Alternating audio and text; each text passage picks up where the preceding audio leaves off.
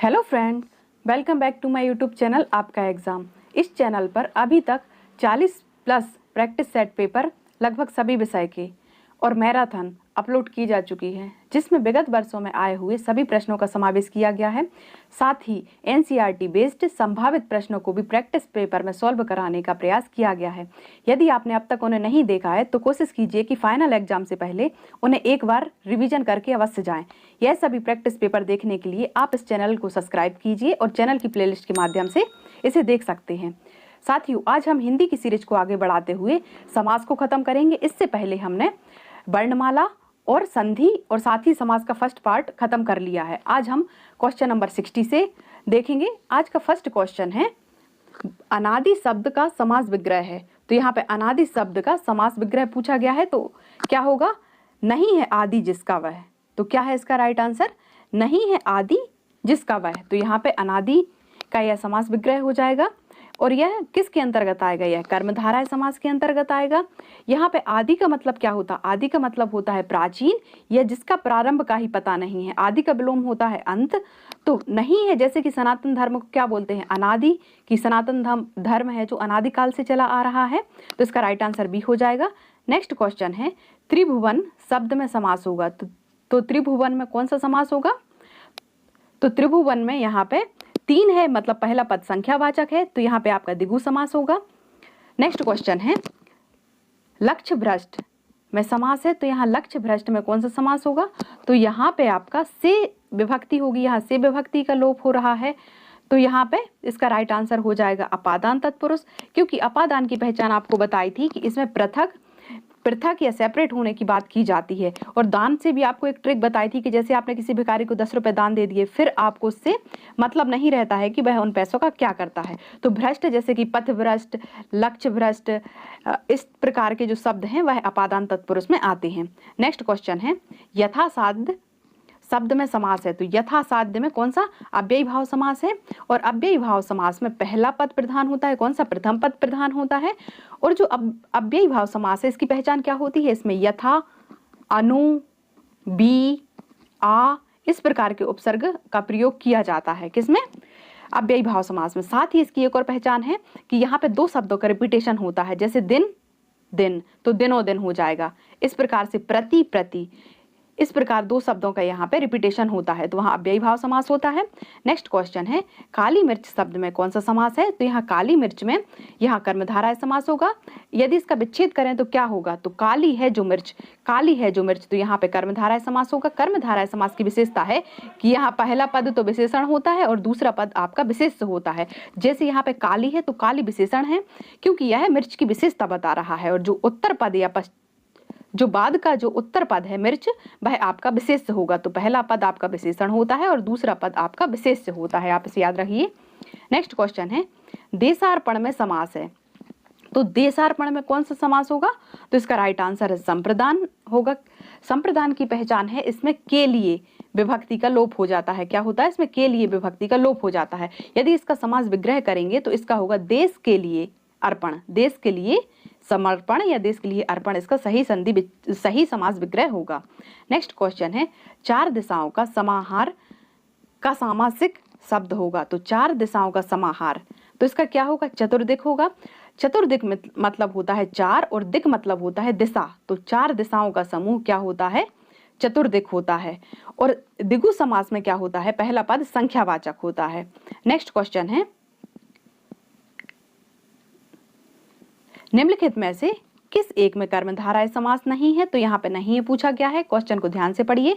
तो यहाँ देखते हैं, चंद्रमुख, तो चंद्र के समान मुख है जिसका, तो यहाँ तो आपका कर्मधारय समास हो जाएगा। कर्मधारय समास की जो विशेषता होती है उसमें क्या होता है कि किसी व्यक्ति या वस्तु की तुलना किसी दूसरे व्यक्ति या वस्तु से की जाती है। जैसे मृगनयन, तो मृग के समान नयन है जिसके, तो मृगनयन यहाँ भी तुलना की जा रही है। परंतु यहाँ जो तीसरा ऑप्शन है आपका दोपहर, तो यहाँ पे क्या है? दोपहर का समूह, तो यहाँ पे 2 लग गया, पहला पद संख्यावाचक हो गया, तो यहाँ पे आपका कौन सा? द्विगु समास होगा, ना कि कर्मधारय है। तो यही इसका राइट आंसर हो जाएगा, दोपहर एक आपका द्विगु समास है, ना कि कर्मधारय। नेक्स्ट क्वेश्चन है, घुड़दौड़ का समास विग्रह है। तो घुड़दौड़ का जो समास विग्रह है वह आपका घोड़ों की दौड़ क्या है, घोड़ों की दौड़, तो यहाँ पे की विभक्ति का लोप हुआ है घुड़दौड़ में, तो यहाँ पे कौन सा समास होगा, तो यहाँ पे आपका तत्पुरुष समास होगा। और तत्पुरुष समास के अंतर्गत भी कौन सा होगा आपका संबंध, कौन सा, संबंध तत्पुरुष समास होगा। संबंध तत्पुरुष की विशेषता क्या होती है दोस्तों, तो संबंध तत्पुरुष की विशेषता होती है का, के, की। जैसे राजा का पुत्र, राजा की पुत्री, राजा की सेना, इस प्रकार से जो संबंध बताया जाता है वह आपका संबंध तत्पुरुष होता है। और यहाँ पे का, के, की विभक्ति का यहाँ पे लोप हो जाता है। नेक्स्ट क्वेश्चन है, पाप मुक्त शब्द का उदाहरण है, तो यहाँ क्या होगा, इसका यदि समास विग्रह करेंगे तो पाप से मुक्त। तो यहाँ पे फिर से पृथक होने की बात की है, या एक सेपरेट या किसी चीज के अभाव की बात की है, तो यहाँ पे आपका क्या हो जाएगा, अपादान तत्पुरुष। यहाँ पीछे दान लगा है, इसकी ट्रिक कई बार बता चुके हैं। तो पाप से मुक्त, और जहाँ जो से विभक्ति आ जाती है और वहां किसी चीज से पृथक होने का बोध होता है, वहां अपादान तत्पुरुष होता है। जबकि अधिकरण तत्पुरुष की क्या विशेषता है, तो अधिकरण तत्पुरुष की विशेषता है से, यहाँ मैं या पर, इसकी विशेषता हो जाएगी। दो शब्द लगते हैं, जैसे कि घुड़सवार, तो घोड़े पर सवार, तो यहाँ पे आपका जैसे अधिकरण तत्पुरुष हो जाएगा, तो इसे भी आप याद रखिए। मालगाड़ी शब्द का समास विग्रह है, तो इस क्वेश्चन में मालगाड़ी पूछा गया है, तो क्या होगा, यहाँ होगा माल के लिए गाड़ी, क्या होगा, इसका राइट आंसर हो जाएगा माल के लिए गाड़ी। तो यहाँ के लिए लगा है, और के लिए कहाँ लगता है, तो यह आपका संप्रदान तत्पुरुष में लगता है। संप्रदान की विशेषता क्या है, तो इसमें के लिए आता है। इसकी भी ट्रिक बताई थी कि अपने भाई, छोटे भाई के लिए उपहार दिया। यह आप सेंटेंस याद रख लीजिए, यदि आपको इसका सीक्वेंस याद नहीं होता है तो आपने छोटे भाई के लिए उपहार प्रदान किया, तो इस प्रकार से के लिए आ जाएगा उसी सेंटेंस में और प्रदान आ जाएगा, तो आप इसे ऐसे कनेक्ट कर सकते हैं। नेक्स्ट क्वेश्चन है, जिस समास में सभी पदों के बीच और शब्द का लोप रहता है तो उसे क्या कहते हैं, तो उसे हम इतरेत्तर द्वंद्व समास कहते हैं। साथियों आपको बता दें कि जो द्वंद्व समास है उसके 3 प्रकार होते हैं। जनरली क्या होता है कि मोस्टली स्टूडेंट समास को सरफेसली पढ़ लेते हैं, पर अब एग्जाम का लेवल काफ़ी हाई हो चुका है, कंपटीशन बढ़ चुका है, तो आपको थोड़ा सा डीप में भी देखना होगा। जैसे कि आपको बता दें, यहाँ पे द्वंद्व समास के 3 भेद होते हैं। कौन कौन से 3 भेद होते हैं, पहला भेद तो यही होता है इतरेत्तर द्वंद्व समास, और इसकी पहचान क्या होती है, इतरेत्तर द्वंद्व समास में बीच में और लग जाता है, क्या लगता है, और लग जाता है। जैसे माता और पिता, दिन और रात, तो यहाँ और लग रहा है राजा और रानी, तो यहाँ इतरेत्तर द्वंद्व समास हो जाएगा, तो यह इसका पहला प्रकार हो जाएगा।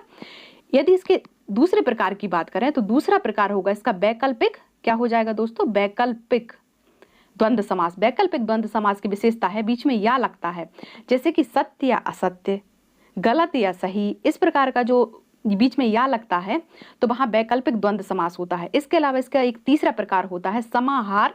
कौन सा दोस्तों, समाहार द्वंद्व समास। समाहार में क्या होता है, समूह की बात की जाती है, जैसे कि दाल और चावल या दाल चावल, तो इसमें आपका समाहार हो जाएगा, क्योंकि दाल चावल होता है उसमें कोई एक पार्टिकल तो रहता नहीं है, एक सफिशिएंट क्वांटिटी होती है, तो यहाँ एक समूह की बात की गई है। दाल चावल में आपका समाहार द्वंद्व समास होगा। तो आपको बता दें कि जो द्वंद्व समास उसके 3 भेद होते हैं। कौन सा, पहला इतरेत्तर द्वंद्व समास, और इसकी विशेषता होती है इसमें और लगता है, जैसे राजा रानी, माता और पिता, दिन और रात। और वैकल्पिक में क्या होता है दोस्तों, वैकल्पिक द्वंद्व समास में यहाँ आपका या लगता है, जैसे कि सत्य या असत्य, गलत या सही, इसमें से कोई एक ही हो सकता है। जैसे समाहार में क्या होता है, एक समूह की बात की जाती है, जैसे कि दाल चावल, तो आप इसे याद रखिए। नेक्स्ट क्वेश्चन है, सप्त सिंधु का समास विग्रह होगा। तो सप्त सिंधु में क्या होगा, 7 सिंधुओं का समूह। सिंधु मतलब होता है दोस्तों क्या, सागर या समुद्र, सागर या समुद्र, तो 7 सिंधुओं का समूह क्या होगा आपका, सप्त सिंधु।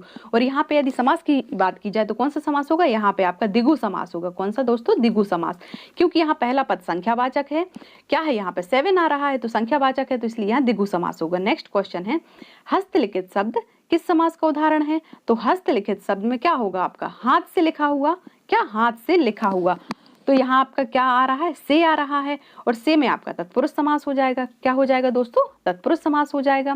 नेक्स्ट क्वेश्चन है, षडानन शब्द में समास पहचानिए। तो दोस्तों इसका आंसर आपको कमेंट बॉक्स में देना है। शब्द में समास पहचानिए, तो यहाँ पे बुद्धिहीन पूछा गया है, तो यहाँ पे इसका समास विग्रह होगा बुद्धि से हीन। तो फिर से यहाँ किसी चीज से पृथक होने की बात या सेपरेट होने की बात की जा रही है, या इसमें किसी चीज का अभाव दिखाया जा रहा है, तो इसमें क्या होगा आपका तत्पुरुष समास होगा। और तत्पुरुष समास में भी कौन होगा, अभी आपको बताया था अपादान, और पीछे दान लगा है ना, तो अभी आपको बताया था उससे सेपरेट होने की बात है, तो यहाँ अपादान तत्पुरुष होगा। इसका इनमें से कोई नहीं इसका राइट आंसर होगा। नेक्स्ट क्वेश्चन है, नील कमल में उत्तर पद कमल क्या है, तो जो नील कमल है पहले तो इसका समास विग्रह देखेंगे। नीला है जो कमल, मतलब यह क्या है, कर्मधाराय समास है। कौन सा, कर्मधाराय समास है। और कर्मधाराय समास की विशेषता होती है कि इसमें किसी एक व्यक्ति या वस्तु की तुलना दूसरे से की जाती है। तो इसमें नीला क्या है, नीला एक विशेषण है जो कि कमल की विशेषता बता रहा है। तो इसमें पहला पद तो आपका दोस्तों विशेषण होता है, और जो उत्तर पद होता है जैसे कमल, तो वह आपका विशेष्य होगा। क्या होगा, आपका विशेष्य होगा, और नीला आपका विशेषण है। याद रखिए, तो इसका राइट आंसर हो जाएगा विशेष्य। नेक्स्ट क्वेश्चन है, महात्मा में समास है। तो यहाँ महात्मा में क्या है, पहले इसका समास विग्रह देखेंगे। महान है जो आत्मा, क्या है, महान है जो आत्मा, मतलब कर्मधारय समास हो जाएगा यहाँ पे।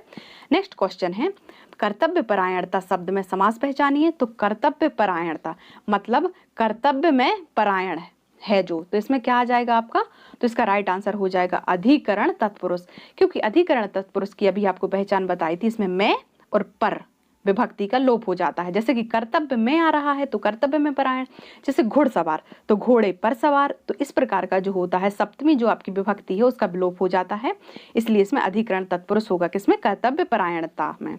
नेक्स्ट क्वेश्चन है, मृदु वाणी में से पूर्व पद मृदु क्या है। तो पहला क्या है, मृदु है वाणी जिसकी, मतलब यह कर्मधाराय समास है। और मृदु क्या हो गया, मृदु आपका यहाँ पे विशेषण हो जाएगा। पहला पद इसमें विशेषण होता है और दूसरा पद आपका क्या होता है दोस्तों, विशेष्य होता है। मतलब जो विशेषण होता है वह किसी न किसी की तुलना करता है, और जिसकी तुलना की जाती है तो वह विशेष्य होता है। तो पहला पद विशेषण और जो उत्तर पद आपका विशेष्य हो जाता है। नेक्स्ट क्वेश्चन है, निम्न में से किस में सही सामासिक पद है। तो किस में सही सामासिक पद है, दिवारात्रि में आपका सही सामासिक पद है, क्योंकि क्या इसका समास विग्रह क्या होगा, दिन और रात्रि या दिवा और रात्रि। तो यहाँ पे आपका द्वंद्व समास हो जाएगा, जबकि यहाँ पे दो अन्य ऑप्शन हैं।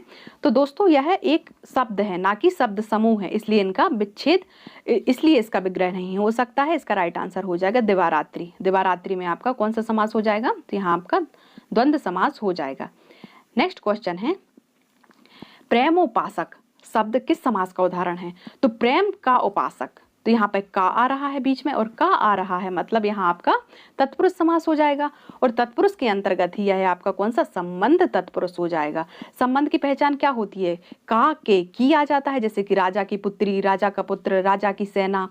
तो इस प्रकार से यहाँ पे प्रेमोपासक में क्या आ जाएगा आपका, तत्पुरुष समास, वो भी संबंध तत्पुरुष।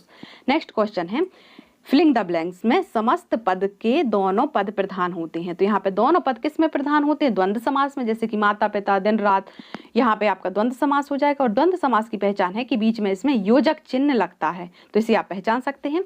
जबकि यहाँ बहुब्रीहि समास की बात करें तो बहुब्रीहि समास में कोई भी पद प्रधान नहीं होता, मतलब इसमें कोई तीसरा ही अर्थ निकालता है। जैसे कि दशानन, तो 10 है आनंद जिसके, मतलब रावण। जैसे कि पीतांबर, पीला है अंबर जिसका, तो मतलब श्री कृष्ण के बारे में बात की गई है इस प्रकार से। नेक्स्ट क्वेश्चन है, बहुब्रीहि समास का भेद है। तो बहुब्रीहि समास का कौन सा भेद है, तो बहुब्रीहि समास के दोस्तों 4 भेद होते हैं। यहाँ पे आप स्क्रीन में देख सकते हैं 4 भेद होते हैं, उसमें से व्यतिहार यह बहुब्रीहि समास का भेद है। जबकि अन्य ऑप्शन देखें, अपादान यह आपका तत्पुरुष का प्रकार है, अधिकरण यह आपका भी तत्पुरुष का भेद है, आपका द्वंद्व समास का उदाहरण है। क्योंकि द्वंद्व समास के भी 3 प्रकार होते हैं, उसमें से जो तीसरा प्रकार है समाहार, आपको बताया था दाल चावल, तो उसमें समूह की बात की गई है, तो वह आपका समाहार द्वंद्व समास का प्रकार है। तो यहाँ बहुब्रीहि समास का भेद कौन सा होगा, तो व्यतिहार बहुब्रीहि समास का भेद होगा। साथियों, आप लोग वीडियो को लाइक नहीं करते, आपसे मेरी गुजारिश है कि यदि यह वीडियो से आपको थोड़ी बहुत भी मदद मिलती है तो प्लीज इस वीडियो को लाइक व चैनल को सब्सक्राइब अवश्य करें। नेक्स्ट क्वेश्चन है, निम्नलिखित में से अव्ययी भाव समास का एक उदाहरण कौन सा है। तो अव्ययी भाव समास का पूछा गया है, तो इसका राइट आंसर हो जाएगा परोक्ष। परोक्ष मतलब होता है क्या, अप्रत्यक्ष। और यहाँ पे यदि कहीं पे उपसर्ग लग जाए तो वह आपका अव्ययी भाव समास का उदाहरण हो जाता है। साथ ही अव्ययी भाव समास में प्रथम पद प्रधान होता है। नेक्स्ट क्वेश्चन है, मृदु वाणी में कौन सा समास है। तो मृदु वाणी में इसका समास विग्रह होगा, मृदु है वाणी जिसकी। क्या होगा, मृदु है वाणी जिसकी। तो यहाँ पे भी तुलना की गई है, तो यहाँ पे कर्मधारय समास हो जाएगा। नेक्स्ट क्वेश्चन है, बहुत थोड़ा में कौन सा समास है। तो बहुत थोड़ा में यहाँ आपका द्वंद्व समास हो जाएगा, क्योंकि बहुत मतलब अधिक, थोड़ा मतलब कम, अधिक और कम, तो यह आपका द्वंद्व समास हो जाएगा। और बीच में इन योजक चिन्ह का प्रयोग हुआ है, तो इससे भी आप इसे क्लियरली पहचान सकते हैं। नेक्स्ट क्वेश्चन है, जलाव्रत में समास है। तो जलाव्रत में होता है जल से आवृत या फिर जल से घिरा हुआ, यह इसका विग्रह हो जाएगा। तो जल से यहाँ पे आ रहा है, तो से किस में आता है, तो यहाँ पे से आपका करण तत्पुरुष में आता है। करण तत्पुरुष का क्या होता है, यहाँ पे से या के द्वारा हो जाएगा, से या के द्वारा करण तत्पुरुष में आ जाएगा। तो इसकी भी आपको एक सेंटेंस याद करवाया थे, यदि आपको इसका सीक्वेंस याद नहीं होता है तो इसके लिए आपको जैसे कि महाभारत का एक उदाहरण लिया जाता है कि जो कर्ण थे दुर्योधन के मित्र, तो गुरु आज्ञा से पांडवों, कर्ण के द्वारा पांडव सेना को मारा गया, तो गुरु की आज्ञा से, तो यहाँ पे आपका से आ गया, और कर्ण के द्वारा पांडव सेना को मारा गया, तो दोनों शब्द इसमें कनेक्ट हो गए। तो यहाँ पे आप कर्ण मतलब कर्ण है तो कर्ण से आप इसको कनेक्ट कर सकते हैं। नेक्स्ट क्वेश्चन है गिरिधर में समास है। तो गिरिधर में मतलब गिरि मतलब होता है पर्वत, तो पर्वत को धारण करने वाले कौन होंगे, श्री कृष्ण होंगे, इसलिए इसमें कोई तीसरा ही अर्थ निकल रहा है, तो इसलिए यहाँ बहुव्रीहि समास हो जाएगा। और आपको बता दें दोस्तों कि जो बहुव्रीहि समास है इसमें ज्यादातर क्या होता है, देवी देवताओं के जो नाम आते हैं या फिर कोई तीसरा अर्थ निकलता है वहां हमेशा बहुव्रीहि समास होता है, जैसे कि दशानन है, पीताम्बर है, नीलकंठ है, षडानन है, लंबोदर है, इस प्रकार का जो यहाँ पे जो शब्द होते हैं वहां तीसरा अर्थ निकलता है या फिर किसी देवी देवताओं को इंगित किया जाता है, तो वहां बहुव्रीहि समास हो जाता है। नेक्स्ट क्वेश्चन है निम्न में से द्वंद्व समास का उदाहरण नहीं है, तो यहाँ पे नहीं है पूछा गया है। तो पहला ऑप्शन देखेंगे पीताम्बर, यह कर्मधारय समास का उदाहरण है, जैसे कि पीला है अंबर जिसका, परंतु इसका तीसरा अर्थ भी निकल रहा है क्या, पीला है अंबर जिसका मतलब भगवान श्री कृष्ण के बारे में बात की गई है, इसलिए यहाँ बहुव्रीहि समास को हम इसको प्रायोरिटी देंगे। तो इसका कौन सा द्वंद्व समास का उदाहरण नहीं है, तो यही द्वंद्व समास का उदाहरण नहीं है। बाकी जो आप 3 अन्य ऑप्शन देखेंगे उसमें बीच में सभी में योजक चिन्ह लगे हुए हैं, मतलब यह द्वंद्व समास का उदाहरण है। नेक्स्ट क्वेश्चन है निम्नलिखित में से कौन सा पद अव्ययी भाव समास का उदाहरण है, तो यहाँ पे अव्ययी भाव समास का पूछा गया है, तो यहाँ पे इसका राइट आंसर हो जाएगा दिनों दिन। मतलब इसमें अव्ययी भाव समास की पहचान ही है, जैसे प्रति प्रति रिपीट हो जाए, दिन दिन रिपीट हो जाए, पल पल रिपीट हो जाए, तो इस प्रकार के जो रिपीटेशन है दो समान शब्दों के, तो वहाँ अव्ययी भाव समास होता है। और अव्ययी भाव समास में आपको बताया कि पहला पद प्रधान होता है। नेक्स्ट क्वेश्चन है द्विगु समास का उदाहरण नहीं है, तो द्विगु समास का कौन सा उदाहरण नहीं है, चंद्रमुख आपका द्विगु समास का उदाहरण नहीं है, क्योंकि चंद्र के समान मुख वाली या चंद्र के समान मुख है जिसका, तो यहाँ पे आपका कर्मधारय समास हो गया। पहला पद इसमें विशेषण होता है और दूसरा विशेष होता है, परंतु यदि अदर ऑप्शन देखें तो चौगुना में यहाँ 4 है, मतलब पहला पद संख्यावाचक है, मतलब यहाँ तो द्विगु समास होगा। चौमासा में क्या है, यहाँ भी 4 आ रहा है, मतलब 4 मास का समूह चौमासा हो गया। त्रिफला 3 फलों का समूह, तो यहाँ पे 3 आ गया, तो इन सब में पहला पद संख्यावाचक है, तो यहाँ पे आपका दोस्तों द्विगु समास होगा। नेक्स्ट क्वेश्चन है नकटा शब्द का समास विग्रह है, तो नकटा शब्द का समास विग्रह क्या हो जाएगा, नाक कटी है जिसकी, क्या है, नाक कटी है जिसकी, उसे नकटा। समास का उदाहरण यहाँ पे कौन सा नहीं है, तो इसका राइट आंसर हो जाएगा चौगुना, क्योंकि चौगुना में 4 गुना पहला जो पद है संख्यावाचक है, तो यहाँ पे द्विगु समास होगा। अब जबकि अन्य ऑप्शन देखेंगे यथारूप, तो यथा में यथाशक्ति, यथारूप, यहाँ आपका अव्ययी भाव समास होगा। आ जन्मा में यहाँ भी आ लगा है, आ एक उपसर्ग है, तो यह किस में लगते हैं, अव्ययी भाव समास में लगते प्रति, तो प्रति इसमें प्रति उपसर्ग लगा है, तो यह भी आपका अव्ययी भाव समास का उदाहरण है, जबकि चौगुना आपका द्विगु समास का उदाहरण है।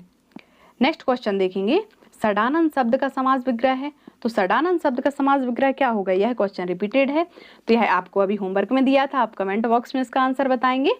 नेक्स्ट क्वेश्चन है जबकि इसका यदि विग्रह करें तो आपको विग्रह बता सकते हैं, इसका राइट आंसर हो जाएगा 6 हैं आनन जिसके, क्या 6 हैं आनन जिसके, आनन का अर्थ होता है सिर, क्या होता है, आनन का अर्थ होता है सिर, मतलब 6 सिर हैं जिसके, तो कौन है यह आपको कमेंट बॉक्स में बताना है। नेक्स्ट क्वेश्चन है द्वंद्व समास का सही सामासिक पद चुनिए, तो यहाँ द्वंद्व समास का सही सामासिक पद चुनना है, तो इसका राइट आंसर हो जाएगा दिवारात्रि, दिन और रात्रि, तो यहाँ दोनों पद प्रधान है, यहाँ आपका द्वंद्व समास हो जाएगा। नेक्स्ट क्वेश्चन है निम्नलिखित शब्दों में कर्मधारय समास का उदाहरण नहीं है, तो दोस्तों यहाँ पे नहीं है पूछा गया है, तो यहाँ पे देखते हैं पहला ऑप्शन है फूगा और फूफा, तो यही आपका कर्मधारय समास का उदाहरण नहीं है, क्योंकि यह आपका द्वंद्व समास का उदाहरण है, यहाँ पे दोनों पद प्रधान है। इसका विग्रह क्या होगा, फूगा और फूफा, तो यहाँ पे योजक चिन्ह भी लगा है, तो यह आपका द्वंद्व समास होगा, ना कि कर्मधारय समास। जबकि अन्य ऑप्शन देखेंगे जैसे कि नीलकंठ, तो नीला है कंठ जिसका, तो यह भी आपका कर्मधारय हो जाएगा। नीलकमल, तो नीला है जो कमल, यह भी आपका कर्मधारय हो जाएगा। नील गाय, नीली है जो गाय, तो यहाँ सबके बीच तुलना हो रही है। और जो कर्मधारय समास होता है उसमें किसी एक व्यक्ति या वस्तु की तुलना किसी दूसरे व्यक्ति या वस्तु से की जाती है। इसमें पहला पद जैसे नील है, यह तो आपका विशेषण हो जाएगा, क्या हो जाएगा दोस्तों, विशेषण हो जाएगा, जबकि जो पिछला या उत्तर पद है यह आपका विशेष होता है, क्या होता है, विशेष होता है, जिससे तुलना की जाती है। नेक्स्ट क्वेश्चन है, निम्नलिखित में से एक शब्द में द्विगु समास है, उस शब्द का चयन कीजिए। तो इसमें किसमें द्विगु समास है? तो चवन्नी में आपका द्विगु समास है। चवन्नी क्या होता है? 4 आना। क्या होता है? 4 आने का समूह, मतलब 25 पैसे को चवन्नी कहते थे। यहाँ पे 8 आना, 8 आना मतलब होता है आपके 50 पैसे, और यहाँ पे 16 आना, 16 आना मतलब होता है 1 रुपए। क्या होता है दोस्तों? 1 रुपए। तो चवन्नी मतलब 4 आना का समूह। तो यहाँ पे आपका पहला पद 4 आ जाएगा, मतलब यही आपका द्विगु समास का उदाहरण है। जबकि अन्य ऑप्शन देखेंगे, पीतांबर, तो पीला है अंबर जिसका, तो पीतांबर मतलब श्री कृष्ण के बारे में बात की गई है, तो बहुब्रीहि समास होगा। अब यहाँ आजीवन, तो आजीवन में आ उपसर्ग लगा है, तो यहाँ पे आपका अव्ययी भाव समास हो जाएगा। यहाँ पुरु पुरुष, तो यहाँ क्या है? पुरु पुरुष, तो यहाँ का इसका राइट आंसर हो जाएगा, क्या हो जाएगा दोस्तों? द्विगु समास है, तो यहाँ आपका चवन्नी राइट आंसर हो जाएगा। नेक्स्ट क्वेश्चन है, समास का शाब्दिक अर्थ होता है, तो समास का शाब्दिक अर्थ होता है संक्षिप्त। संक्षिप्त क्योंकि इसमें क्या होता है, जैसे कि देखें, जैसे नीला है जो कमल, तो इतना बड़ा सेंटेंस लिखने से अच्छा है कि छोटा लिख दें, नील कमल। तो इसमें दो शब्दों को संक्षिप्त रूप में लिखा जाता है, किसमें? समास में। नेक्स्ट क्वेश्चन है, कर्तव्य परायणता में कौन सा समास है? तो कर्तव्य में परायण, तो कर्तव्य में आ रहा है, तो इसमें आपका तत्पुरुष समास होगा, क्योंकि इसमें क्या लग रहा है? मैं और पर लग रहा है, और मैं और पर आपकी सप्तमी विभक्ति जो होती है अधिकरण, तो अधिकरण तत्पुरुष में ही आपका कर्तव्य में परायण आ रहा है, मैं, तो इसमें आपका सप्तमी तत्पुरुष होगा। और सप्तमी तत्पुरुष किसको कहते हैं? अधिकरण तत्पुरुष को। क्या? अधिकरण तत्पुरुष को कहते हैं, और इसमें मैं और पर विभक्ति का लोप हो जाता है। नेक्स्ट क्वेश्चन है, कमल नयन का विग्रह होगा, तो कमल नयन का क्या विग्रह होगा? तो इसका राइट आंसर है बा, कमल के समान नयन। यहाँ पे आपका कमल के समान नयन तुलना हो रही है, तो यहाँ आपका कौन सा समास होगा दोस्तों? कर्मधारय समास होगा। नेक्स्ट क्वेश्चन है, 3 नदियों का समाहार किस शब्द का विग्रह है? तो 3 नदियों का समाहार, यह आपका त्रिवेणी। त्रिवेणी मतलब 3 नदियों का समाहार या 3 नदियों का संगम होता है। जैसे कि हम प्रयागराज में देखते हैं, तो यहाँ आपके गंगा, यमुना और सरस्वती तीनों नदियों का संगम होता है, तो अतः ऐसे स्थान को हम त्रिवेणी कहते हैं। तो इसका राइट आंसर हो जाएगा क्या? त्रिवेणी, 3 नदियों का समाहार। और यहाँ पे यदि हम समास की बात करें, तो यहाँ पे आपका द्विगु समास होगा, क्योंकि पहला पद संख्यावाचक है। Thanks for watching. यदि वीडियो हेल्पफुल लगा हो साथियों, तो वीडियो को लाइक कीजिए और चैनल को सब्सक्राइब कर प्लेलिस्ट के माध्यम से जो 40 से अधिक प्रैक्टिस सेट पेपर प्लेलिस्ट के माध्यम से आप उसे देख सकते हैं। इसमें मैनेजमेंट, साइंस, जीके और कंप्यूटर के फ्री वीडियो अपलोड किए गए हैं, उन्हें अवश्य रिवीजन करें। Thank you.